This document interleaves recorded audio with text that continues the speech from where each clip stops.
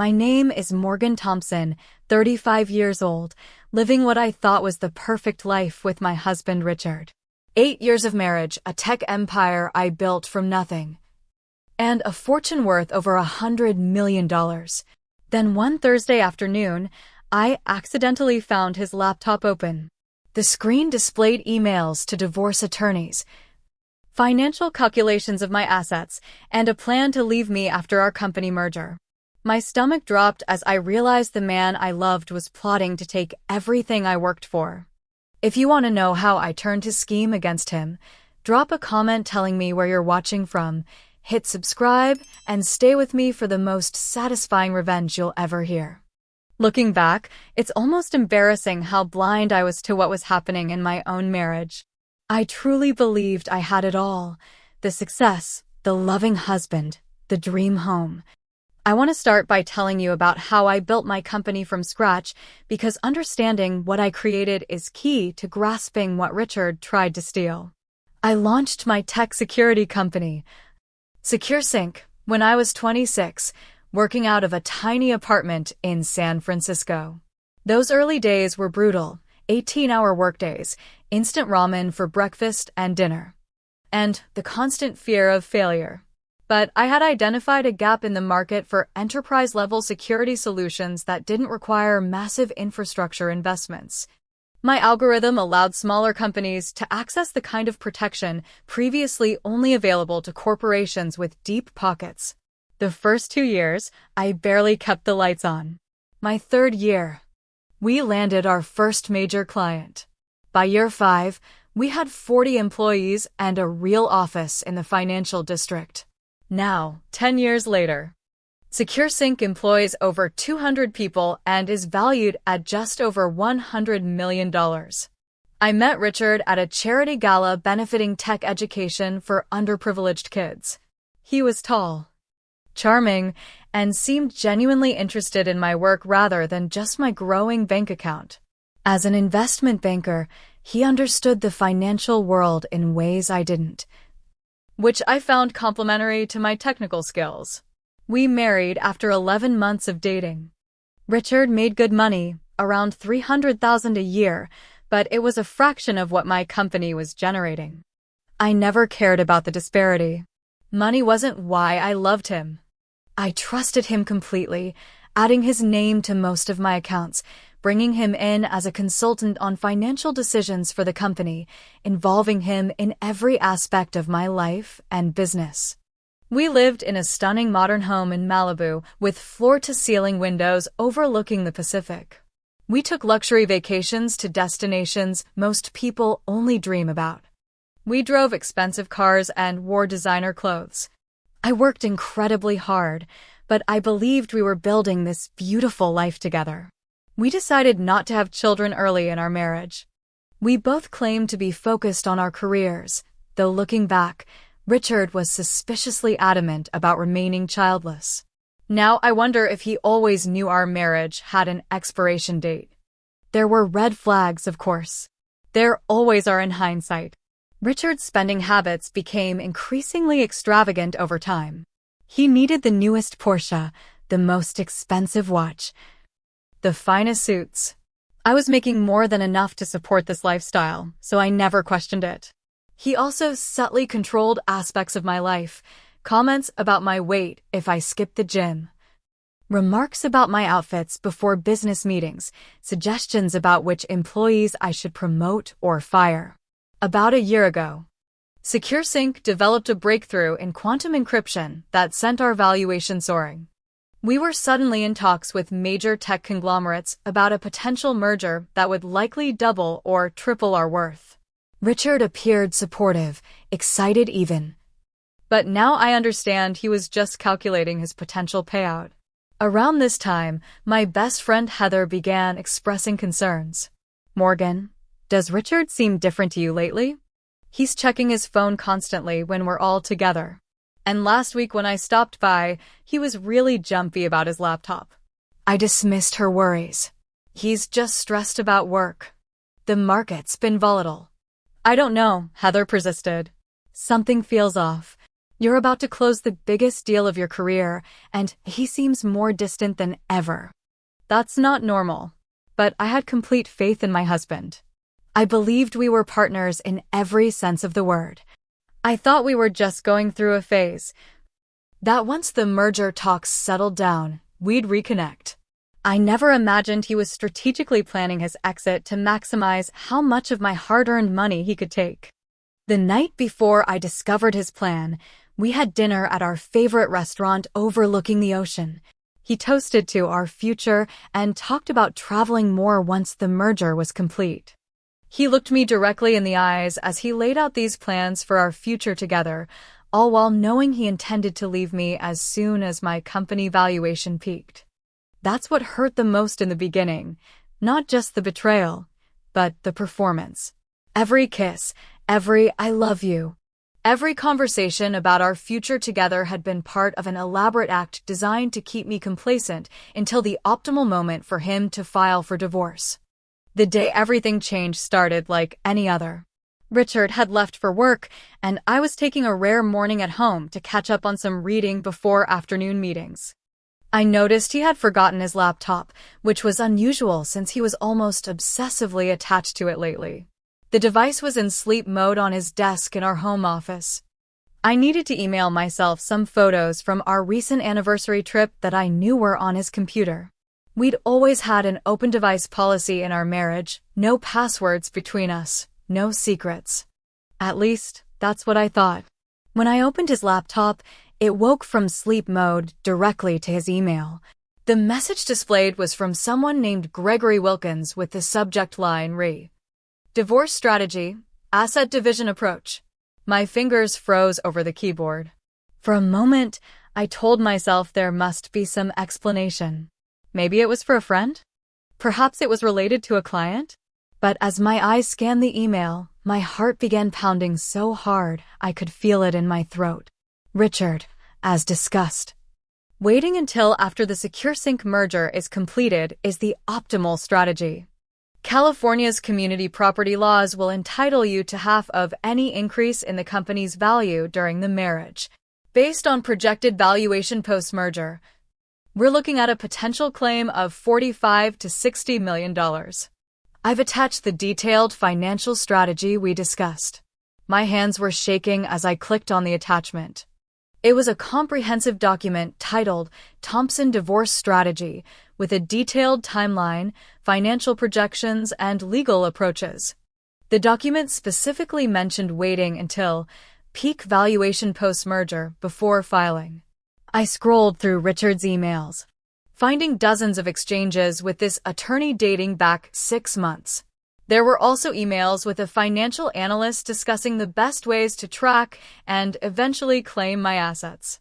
He had spreadsheets detailing every aspect of my company's worth, our personal property, investment accounts, and even items of sentimental value with estimated prices attached. The deepest cut came when I discovered emails between Richard and his assistant, Amanda. I had always thought she was professional and efficient. I had even defended her when Heather once commented that Amanda seemed too attentive to my husband. Got the reservation for next weekend. Morgan thinks I'm at the Chicago conference. 2 days at the beachfront suite you loved last time. Amanda's reply, can't wait. Soon we won't have to hide anymore. Just think, this time next year, we could be in our own place. With plenty of her money to enjoy. Richard responded, the waiting is killing me, but trust me, it'll be worth it. $50 million is worth being patient for. I've worked too hard setting this up to rush it now. I felt physically ill. The room seemed to spin around me as 8 years of memories suddenly reshuffled themselves in my mind, taking on sinister new meanings. All those late nights at the office, business trips that ran long, his insistence that I was too busy to accompany him to certain events. I took photos of everything using my phone, forwarded key emails to my personal account, and then carefully returned the laptop exactly as I had found it. Then I went to our bathroom and vomited until there was nothing left. That night when Richard came home, I performed the hardest role of my life. I smiled, asked about his day, and pretended everything was normal while inside I was screaming. He didn't notice anything different, which only confirmed how skilled he'd become at deception. We sat across from each other at dinner, him talking about some work issue while I nodded along, wondering if I had ever really known him at all. After he fell asleep, I lay awake staring at the ceiling, tears silently streaming down my face. I felt like such a fool. All those years I thought we were building something together. He had been calculating how much he could take from me. The next morning, I called Heather. "You were right," I said, my voice barely a whisper. "He's planning to divorce me after the merger. He's been planning it for months." "Oh my God, Morgan. I'm coming over right now." "No," I said. "He can't know that I know." "Not yet." "What are you going to do?" Heather asked. "I don't know yet, but I'm not going to let him take everything I've worked for." Heather immediately shifted into protection mode. "Don't confront him until you have a plan. Document everything, and get the best damn lawyer in California." That afternoon, I began methodically documenting everything I had found. I created a secure cloud folder with screenshots, forwarded emails, photos of his planning documents, and a detailed timeline of his affair based on the evidence I had discovered. Each night, I continued the charade at home while my mind raced with fear, betrayal, and increasingly, determination. I would catch Richard looking at me sometimes with what I now recognized as calculation rather than affection. He was just waiting for the right moment to strike. But now, so was I. The morning after my discovery, I called Stephanie Grant, reportedly the most formidable divorce attorney in Los Angeles. Her firm was known for representing high-net-worth clients, particularly women in the entertainment and business worlds. I used my secondary phone to make the call and scheduled the appointment during a time Richard thought I would be in meetings at my company. Stephanie's office was in a discreet building in Century City with a private entrance.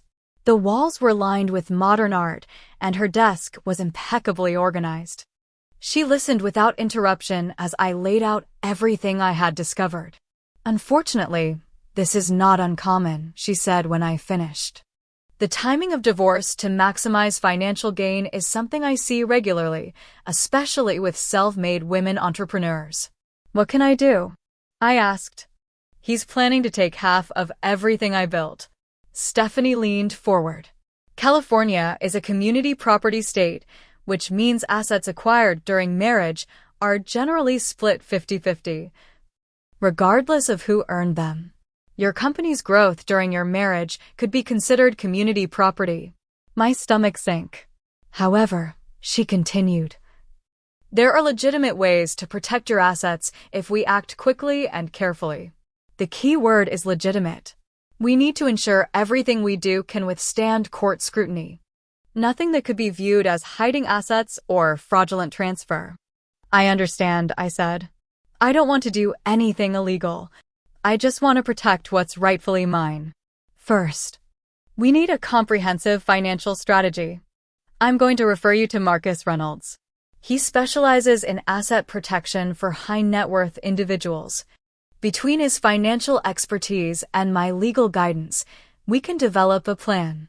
2 days later, I met with Marcus in a private conference room at Stephanie's office. He was a former hedge fund manager who now exclusively consulted on complex financial restructuring. "Based on what Stephanie has shared, we need to move quickly but cautiously," Marcus explained. "We'll focus on legitimate business restructuring and asset protection strategies that serve valid business purposes beyond just your divorce." Over the next several hours, we developed a multifaceted approach. First, we would create a series of legitimate business entities that would own various aspects of my intellectual property and business operations. These entities would have complex ownership structures that, while completely legal, would make it difficult to assign simple community property values. Second, we would accelerate some pending business transactions that made sense for the company anyway, moving cash into new operating entities for expansion projects we had already been planning. Third, We would use existing prenuptial agreement clauses regarding intellectual property that Richard had carelessly signed years earlier, never expecting my patents to become so valuable. What about our home and personal possessions? I asked. Those are trickier, Stephanie admitted. But we can establish trusts for certain items, especially those with significant personal or family history for you. We'll document everything meticulously to show legitimate purposes. How long will all this take? I asked. If we move efficiently, about a week, Marcus said. But you'll need to maintain absolute normalcy at home. One slip that makes him suspicious, and he could accelerate his timeline. That night, Richard mentioned he had a 3-day business trip coming up the following week. It was the opportunity we needed. The timing is perfect, Stephanie said when I called her. We can execute the most visible parts of the plan while he's away. For the next few days, I lived a double life. At home, I was the same loving wife Richard expected. At work, I was secretly preparing for the most important financial maneuvers of my life.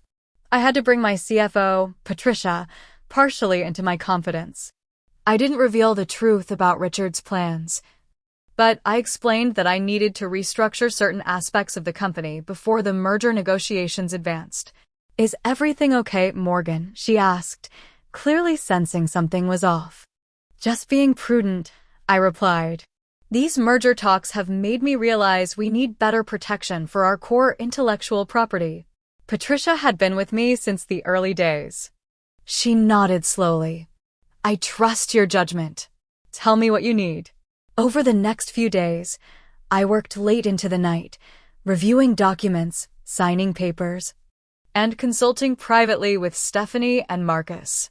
Richard grew suspicious of my extra hours. The merger preparations are intense, I explained, hating how easily the lies now came to me. We're restructuring some aspects of our patent holdings before the final valuation.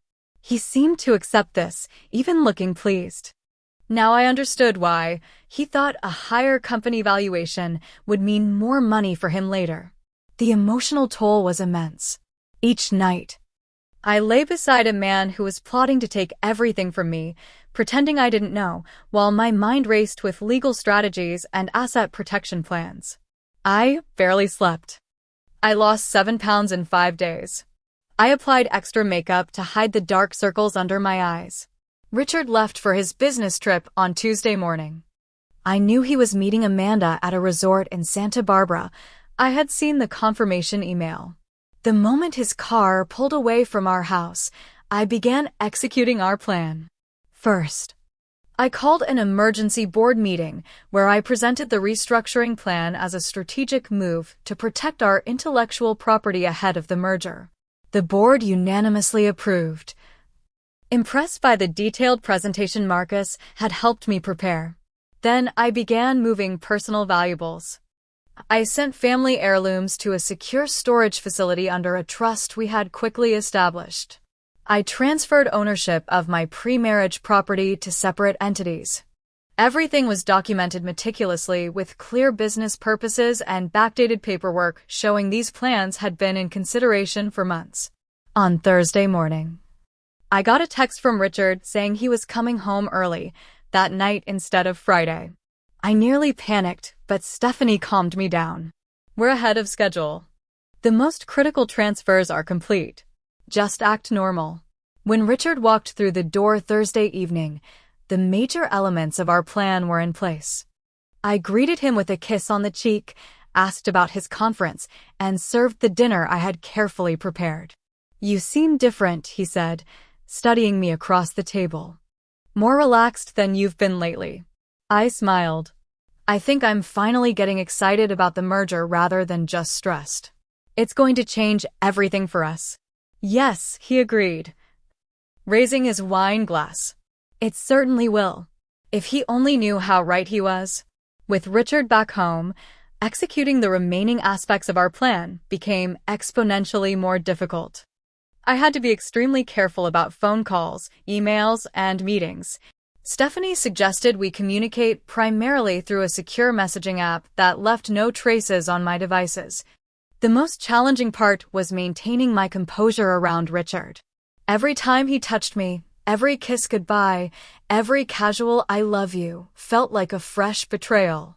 I found myself analyzing his every expression, wondering how he could so convincingly play the role of loving husband while planning to leave me penniless. Focus on the end goal. Heather reminded me during a brief phone call when Richard was in the shower. You just need to get through a few more days. The asset protection strategy Marcus had designed was complex but elegant. We created a series of legitimate business entities that would own various aspects of my intellectual property. Each transaction served a valid business purpose beyond just divorce protection, which was crucial for withstanding legal scrutiny later. For instance, we accelerated an international expansion we'd been planning anyway, which required establishing new corporate entities in several countries. These entities then purchased licenses to our core technology through completely legitimate business transactions. The result was moving significant value into structures that would be extremely difficult to categorize simply as community property. The key is documentation. Marcus emphasized during a lunch meeting while Richard was at his office. Every transaction needs a clear business justification that predates your knowledge of his divorce plans. Fortunately, I had been discussing many of these business moves with my executive team for months. We had emails, meeting minutes, and strategic planning documents showing these weren't hasty decisions made to thwart Richard's plans, but rather carefully considered business strategies. For our personal assets, we used different approaches. For the Malibu house, which was purchased during our marriage with my earnings, there wasn't much I could do directly. However, we discovered that the substantial improvements and renovations I had paid for using funds from my pre-marriage accounts could be partially protected through careful accounting.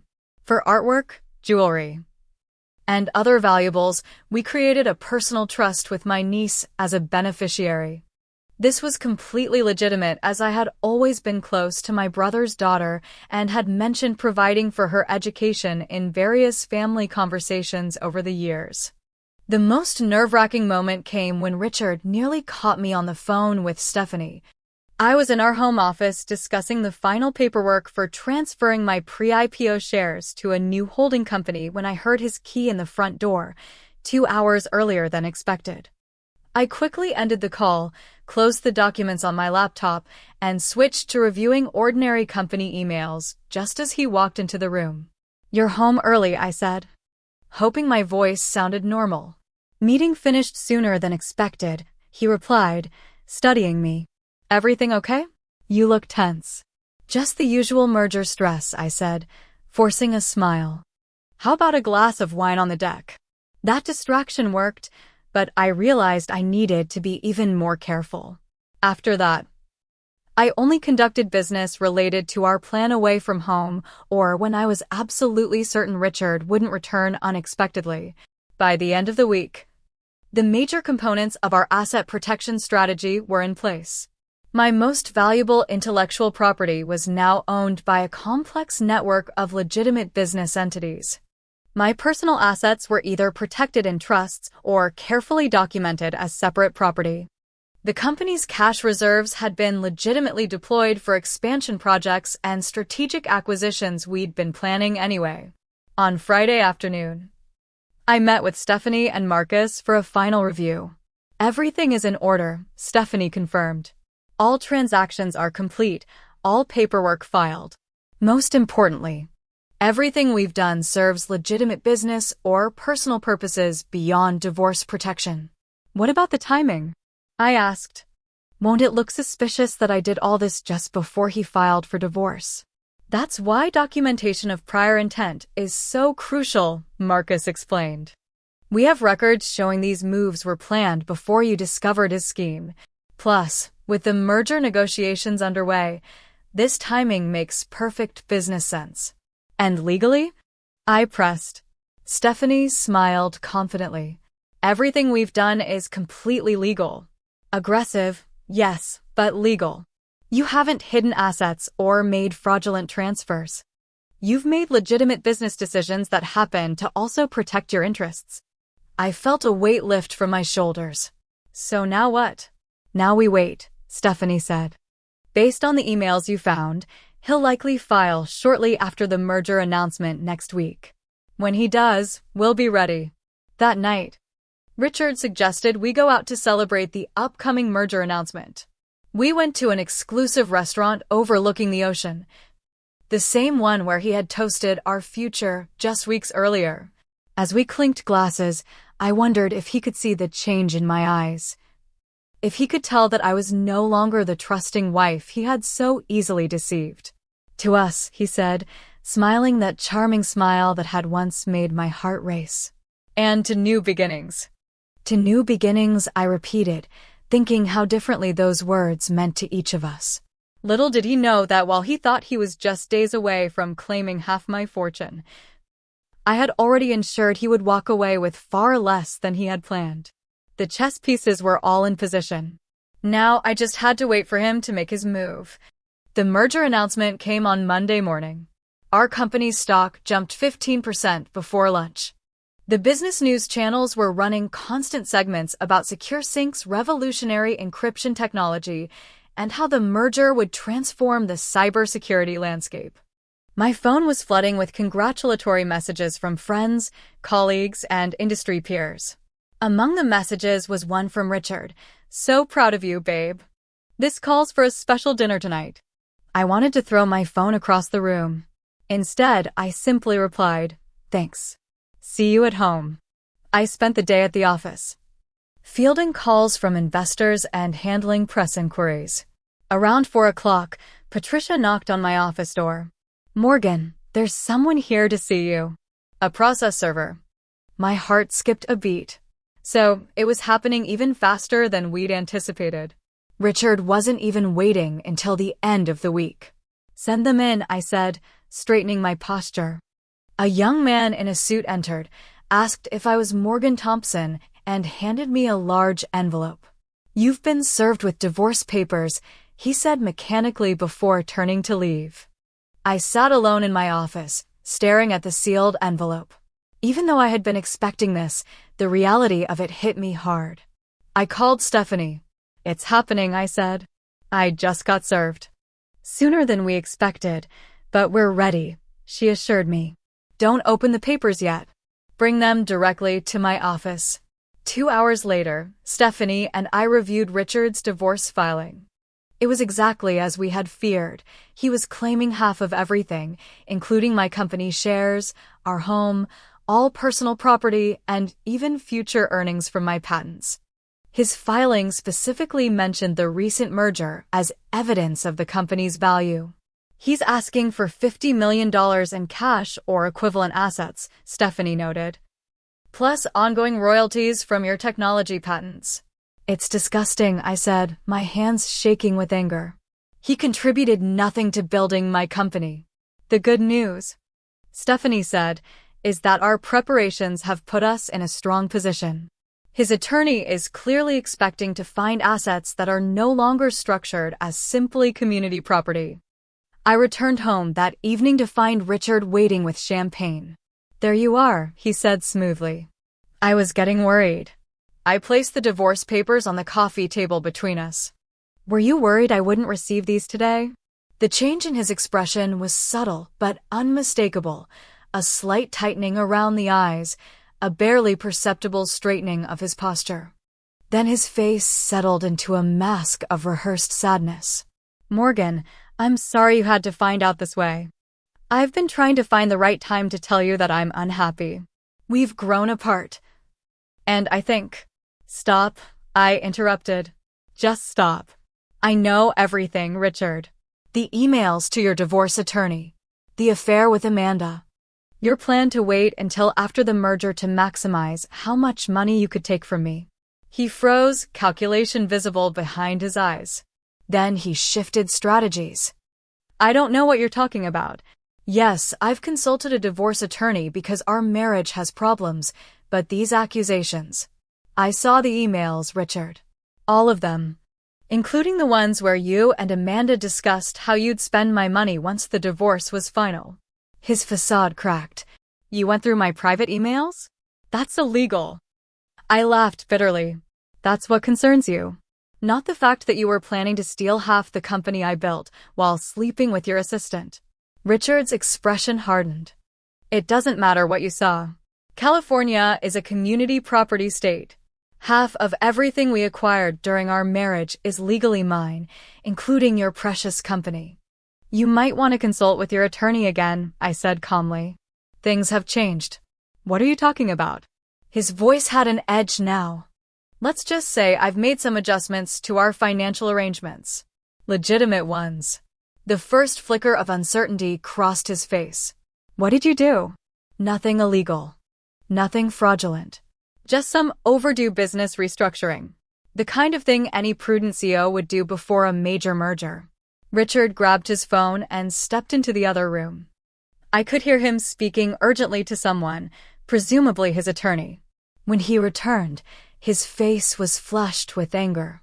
This won't work, Morgan. Whatever you've done, my lawyers will undo it. You can't hide assets before a divorce. I didn't hide anything, I replied. Every transaction is fully documented and serves a legitimate business purpose.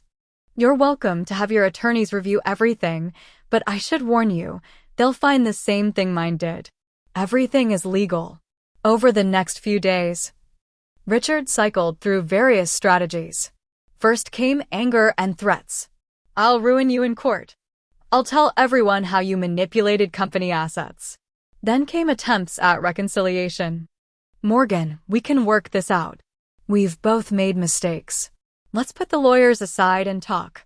Finally, when he realized his plans were falling apart, he tried financial negotiation. Be reasonable. I'm only asking for what's fair. $20 million and I'll go away quietly. His attorney must have been frantically searching for ways to access the assets Richard had counted on, only to discover that our restructuring had created significant legal barriers. Not insurmountable ones, perhaps, but obstacles that would require years of expensive litigation with uncertain outcomes. The most satisfying moment came about a week after he filed for divorce. I arrived home to find Richard and Amanda arguing in our living room. You promised me financial security, she was saying. Now you're telling me there's nothing. When they saw me, Amanda had the decency to look embarrassed. Richard just looked defeated.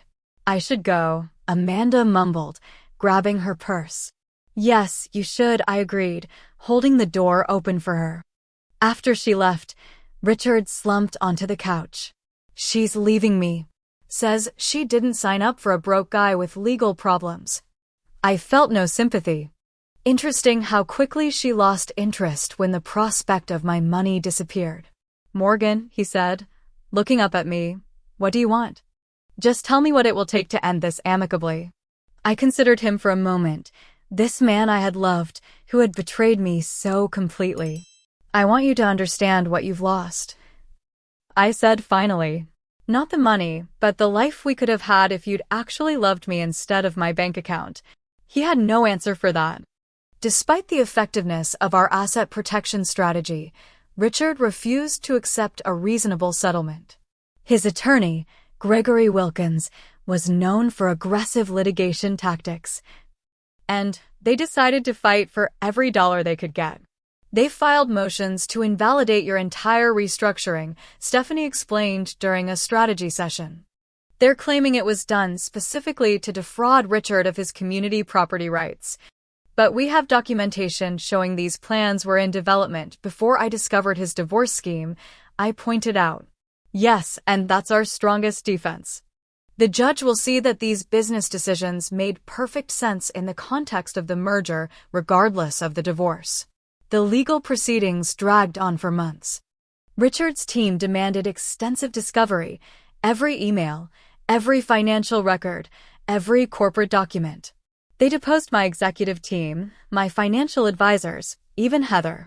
They were looking for any evidence that our restructuring was motivated primarily by the divorce rather than legitimate business purposes. The stress was enormous. While trying to manage a newly merged company, I was spending countless hours with attorneys, reviewing documents, and preparing for court appearances. Some nights I slept only 3 or 4 hours before heading back to the office. The only thing keeping me going was determination not to let Richard win. For months into the proceedings, we had our first major court hearing. Richard's attorney argued passionately that I had deliberately transferred assets to defraud my husband of his rightful share. Your Honor, the timing is too convenient to be coincidental, Wilkins insisted. Just days before Mr. Thompson filed for divorce, MS. Thompson engaged in a complex series of transactions that effectively removed millions of dollars from the marital estate. Stephanie was magnificent in response. She methodically presented documentation showing these business restructuring plans had been discussed for months. She had emails from before I discovered Richard's plot, board meeting minutes discussing the need to protect intellectual property ahead of the merger, and testimony from my executive team confirming these were long-planned business strategies. Furthermore, Your Honor, Stephanie concluded, every transaction served a legitimate business purpose independent of any divorce considerations. The international expansion, the intellectual property protection, the strategic acquisitions, all were sound business decisions that have already yielded positive results for the company.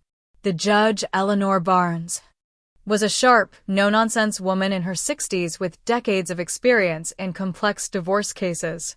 She studied both attorneys thoughtfully before speaking.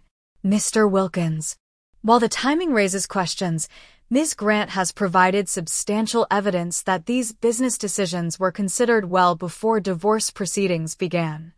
Do you have any evidence that the primary purpose of these transactions was to deprive Mr. Thompson of community property rights rather than legitimate business interests?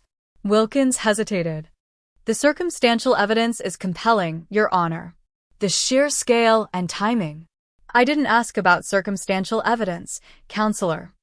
I asked if you have direct evidence of intent to defraud. Not at this time, Your Honor, but with additional discovery. Judge Barnes cut him off. I'm denying your motion to invalidate these transactions at this time. The evidence suggests they served legitimate business purposes. However, she added, looking at me, I will allow continued discovery on this issue. If evidence emerges that the primary purpose was to deprive Mr. Thompson of community property rights, I will reconsider. It was a significant victory, but only the first of many battles.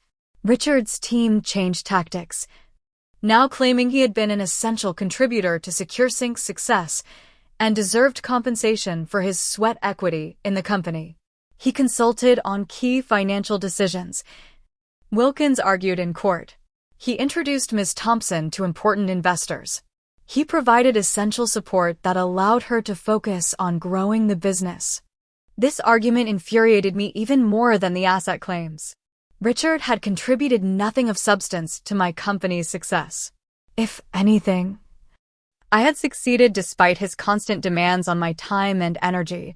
Stephanie methodically dismantled this argument by having my CFO and other executives testify about Richard's minimal involvement. We also presented evidence that during critical growth periods for the company, Richard had been on luxurious business trips, many of which, we now knew, were actually rendezvous with Amanda.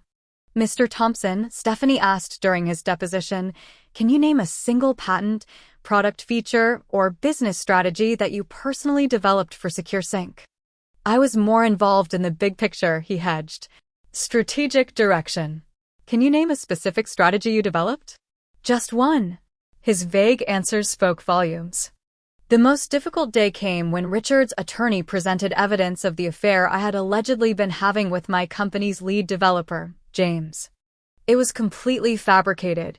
James was happily married and one of my most trusted employees, but the accusation was designed to damage my credibility and suggest I had hidden motivations for the divorce. This is completely false, I said firmly when Stephanie asked me about it in court. James is a valued employee and friend, nothing more. Mr. Thompson is clearly projecting his own infidelity onto me. We quickly produced evidence showing Richard's claims were impossible. During the times he claimed I was with James, I had been at documented business meetings or public events. Judge Barnes was clearly growing impatient with Richard's increasingly desperate tactics. After dismissing the infidelity claims, she addressed both attorneys. I'm troubled by the direction this case is taking. Mr. Wilkins, your client's allegations appear to be largely unsupported by evidence. Ms. Grant, while your client's asset restructuring may have been legally sound, the timing remains concerning. I strongly suggest both parties consider mediation before we proceed further. Richard's attorney leaned over to whisper in his ear. I could see Richard shaking his head emphatically. He still believed he could win. Your Honor, Wilkins said. My client is open to mediation, but only if all assets as they existed prior to Ms. Thompson's restructuring are on the table. Stephanie responded smoothly, That's a non-starter, Your Honor. The court has already ruled those transactions were legitimate. Then we have no choice but to proceed to trial, Wilkins declared. As we left the courtroom, Heather squeezed my hand. You're doing great. He's the one who looks desperate now. That night, Richard called me for the first time since moving out of our house. This has gone far enough, Morgan. You've made your point. What point would that be, Richard? That you're smarter than me, that you win. Fine. I get it. But we're both spending a fortune on lawyers. Let's settle this reasonably. Reasonably? I repeated. Was it reasonable for you to plan for months to divorce me at the most financially advantageous moment? Was it reasonable to sleep with your assistant while plotting to take half my company? There was a long pause. I made mistakes. I'm sorry. But dragging this through court isn't helping either of us. You know what would help? If you dropped all claims to my company and accepted a settlement based only on our actual joint assets. That's not fair, he protested. We were married for 8 years. I'm entitled to what, Richard? To the rewards of my hard work while you were cheating on me? To the company I built before I even met you. He had no good answer. The call ended without resolution. As the trial date approached, pressure mounted on both sides. Richard's attorney advised him to settle, recognizing their position was weakening. My legal bills were mounting too, but I refused to give in to unreasonable demands. The case was becoming a cautionary tale in business circles. I received messages from other female entrepreneurs thanking me for fighting back, many sharing similar stories of partners who had targeted them for their success. Through it all, I somehow managed to keep SecureSync thriving. The merger was proceeding successfully. Our stock price was climbing, and we had launched 2 new products to critical acclaim. I worked 18-hour days, dividing my time between the company and the legal battle, drawing strength from the supportive friends like Heather and Jessica, who stood by me unfailingly. The night before the trial was set to begin, Richard's attorney called Stephanie with a settlement offer. It was still more than Richard deserved, but substantially less than his initial demands. After 8 months of legal battles, I was ready to end this chapter of my life. Take it, Heather advised when I called her to discuss the offer. You've won the important points. Now it's time to move on. She was right. The next morning, instead of beginning trial, we appeared before Judge Barnes to present our settlement agreement. Both parties have reached an agreement, Judge Barnes confirmed. Yes, Your Honor, Stephanie replied. The terms have been mutually accepted. Richard would receive a cash settlement significantly less than his initial demand, the car he drove, and some personal property. I would retain full ownership of my company, our house, and most importantly, all rights to my patents and intellectual property. As Judge Barnes reviewed the documents, I looked over at Richard. He avoided my gaze, staring straight ahead. The confident, charming man I had married looked diminished somehow, not just defeated, but revealed. The mask had fallen away, showing the person he truly was. The court finds this settlement fair and equitable, Judge Barnes announced. Divorce is granted. Case closed. 8 months of battle concluded in less than 15 minutes. As we left the courtroom, I felt an overwhelming sense of relief. It wasn't just about keeping my assets. It was about standing up for myself and refusing to be victimized. Richard tried to approach me in the hallway, but Stephanie smoothly intervened. Any communication can go through counsel, she said firmly. He looked past her to meet my eyes. Morgan, Goodbye, Richard, I said, turning away. There was nothing left to say. The day after the divorce was finalized, I woke up in my Malibu home feeling something I hadn't experienced in nearly a year: peace. The weight that had been pressing on my chest since discovering Richard's betrayal had finally lifted. I wasn't naive enough to believe I was fully healed. That would take time, but I had survived. More than survived, I had prevailed. I took the day off work for the first time in months, something my executive team had been urging me to do. I walked along the beach, letting the Pacific waves wash over my feet, thinking about everything that had happened and what would come next. The financial outcome of the divorce was far better than it might have been. Thanks to our strategic planning, Richard received approximately $4 million, a substantial sum, but a fraction of the $50 million he had expected. He kept his car, his clothes, and some personal items. I retained full ownership of my company, our house, and most importantly, all rights to my patents and intellectual property. The professional consequences for Richard were significant.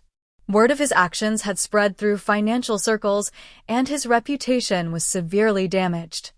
The investment bank where he worked quietly let him go shortly after the divorce details became known. Last I heard, he was struggling to find comparable employment. Amanda had long since moved on to another potential meal ticket. I returned to the house as the sun was setting and found a message from Heather asking how I was doing. I called her immediately. I feel reborn, I told her. Like I can finally breathe again. You deserve it, she said. What you went through would have broken most people. It nearly broke me, I admitted. There were days I didn't know if I could keep fighting. But you did. And look at you now, stronger than ever. She was right. The experience had changed me fundamentally. I was more cautious, certainly, but also more confident in my ability to overcome adversity. I had faced one of my worst fears, betrayal by someone I loved and trusted, and had come through it. In the weeks that followed, I gradually reestablished my routine. SecureSync was thriving post-merger.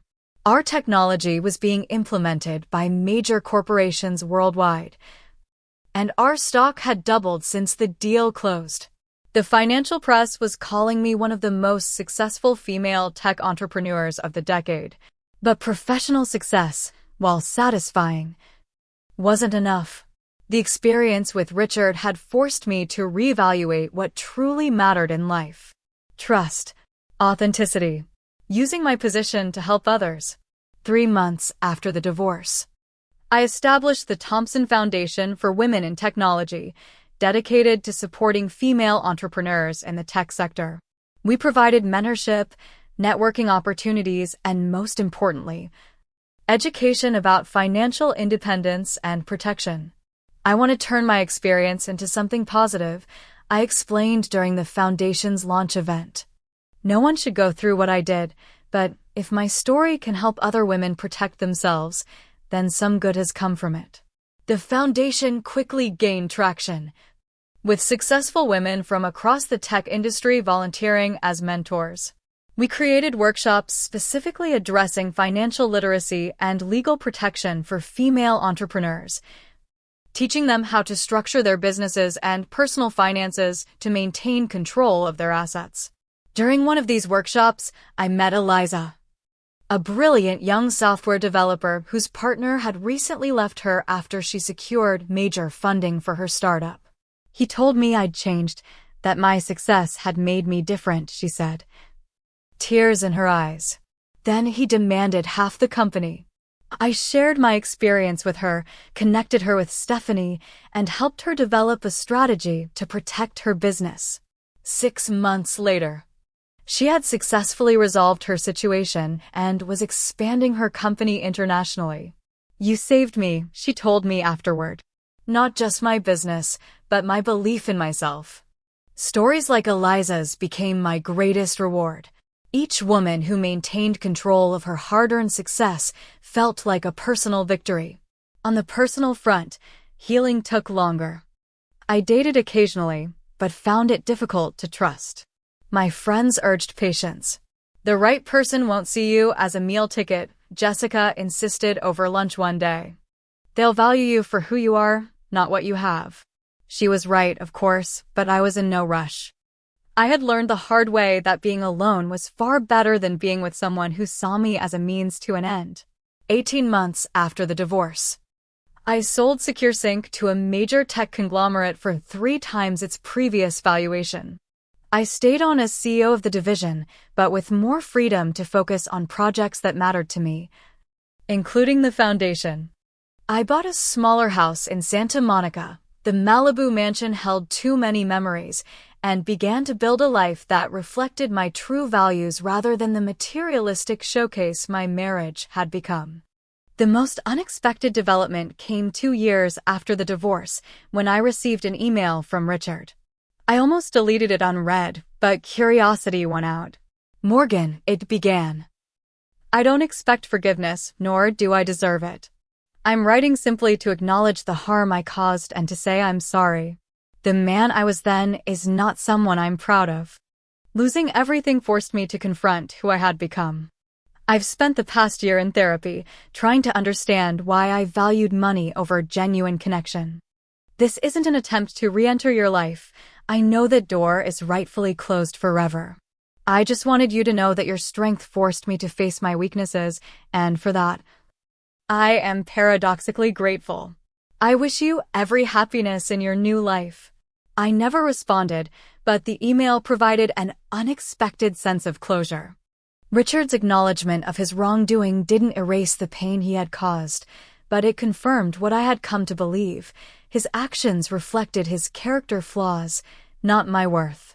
Looking back now, I can see how that devastating discovery of Richard's betrayal ultimately led me to a more authentic and fulfilling life. I'm wiser about who I trust, clearer about my values, and more committed to using my success to help others. The financial victory was satisfying, yes, but the true win was reclaiming my sense of self, the knowledge that my worth isn't tied to my wealth or someone else's validation. I built my company from nothing once. I could do it again if necessary. What can't be rebuilt is time wasted with someone who sees you as a means to an end rather than a human being worthy of genuine love. If you're watching this and find yourself in a situation where you suspect someone is with you for what you have rather than who you are, trust your instincts. Protect yourself legally and financially, but more importantly, protect your heart and your sense of self-worth. Have you ever discovered someone was using you for personal gain? How did you handle it? Share your experiences in the comments below, and if this story helped you in any way, please hit the like button and subscribe to my channel for more stories of resilience and renewal. Remember that your greatest asset isn't in your bank account. It's your courage, your wisdom, and your ability to rise stronger after every fall. Thank you for listening to my journey, and I wish you strength and authenticity in your own.